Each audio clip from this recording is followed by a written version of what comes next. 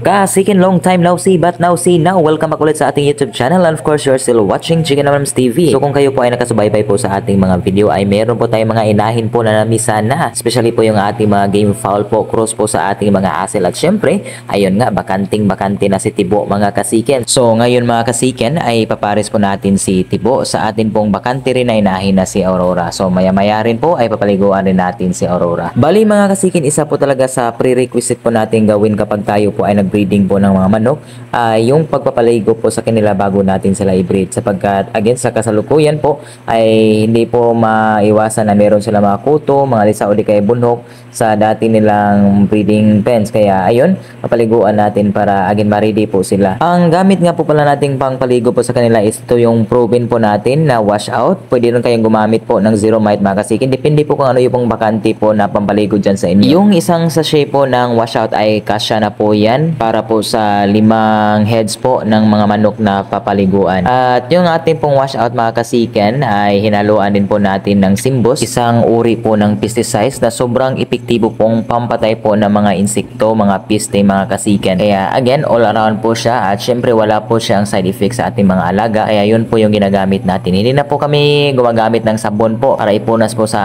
ating mga alaga. So yun na lang pong Simbos po mga kasiken. At ito nga pala si Tibo mga kasiken, no? Ang ating Indian Shamu na yan, Lacton po yung tawag dito sa amin mga kasiken, no?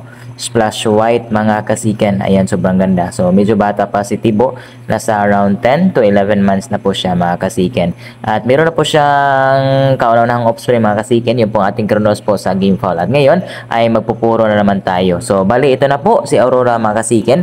Ito rin po ay isang Indian Asil Blues po na inahin. So ito po yung ipapares natin kay Tibo para makapag-produce naman po tayo ng F1 po sa ating Indian Asil na mga breed. Especially po mga blues po yung kulay mga kasiken. Bali after nga po pala ng ating pagpapaligo mga kasiken ay it would take around 1 or 2 weeks po bago natin sila isalang ulit para po again talagang mahanda po natin yung pangatawan nila. Malulusog sila mga kasiken. So pagkatapos po talaga natin silang paliguan, kapag medyo tuyo na po yung kanilang mga balahibo, ay tinuturukan po natin sila ng B-complex at pinapainom po ng calcium mga kasiken, both po broodcock at yung atin pong broodhen mga kasiken. Kasabay din pala sa amin pong pagpaligo ay yun pong pagpupurga po ng ating mga alaga.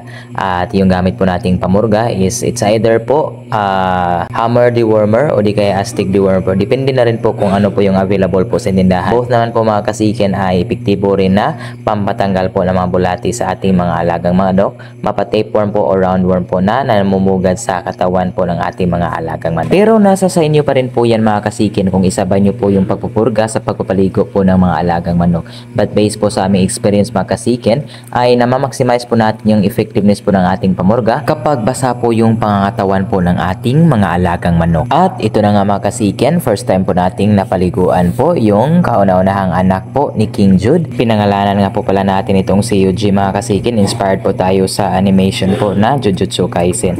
At yan nga, sinali na rin po natin siya sa paghahanda sapagkat gusto rin nating makapagparami pa tayo ng mga heni mga kasiken sapagkat ito na lang po yung natira. Si King Jude still po ay on the process of healing, but still dahil po sa tibak sa kanyang paa ay yun nga, hindi pa rin siya nakakapagkasta po sa iba po nating mga inahin. Buti na lang talaga mga kasikin ay kahit papano ay nagkaroon po tayo ng kaisa-isahan pong offspring po ni King Jude. Medyo marami po talaga tayo mga hini mga kasikin, but unfortunately yung iba po ay nadisgrasya mga kasikin, no? Yung isa naipit yung ulo, yung iba naman po ay nagkasakit. At ito na lang po talaga yung survivor po natin sa hini mga kasikin.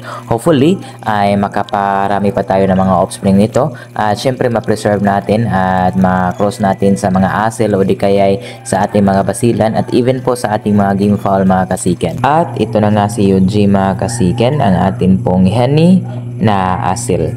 Ayan po, sobrang ganda po ng kanyang tindig yung forma po niya talaga mga kasiken ay talagang warrior na warrior. Hopefully magaling po sa basahan po ito mga kasiken para again hindi po tayo manghinayang kung atin po itong macross sa ating mga game file po na mga alaga. Bali hanggang dito lang muna yung atin pong video mga kasiken, no? Maraming salamat talaga kahit po medyo matagal-tagal po kaming nawala ay patuloy nyo pa rin kaming hinihintay, patuloy nyo pa rin tinatangkilik, patuloy nyo pa rin pinapanood po yung ating mga video. At bago nga tayo magtatapos dahil po meron po nag-request sa atin na kung maaari po ay ipapasilip natin yung tangkad po ng ating mga shamo, kaya ayan isabay ko na rin po sa video ito para makita nyo po mga kasiken. So ito nga po pala ay isang dumpo po na kanawayon, anak po ito ni Azuma Jr. at nasa 5 months old na po ito mga kasiken. At hanggang dito na lang po talaga yung ating video mga kasiken. Sana po ay nag-enjoy naman po kayo at see you na lang po sa sunod na mga upload. God bless po.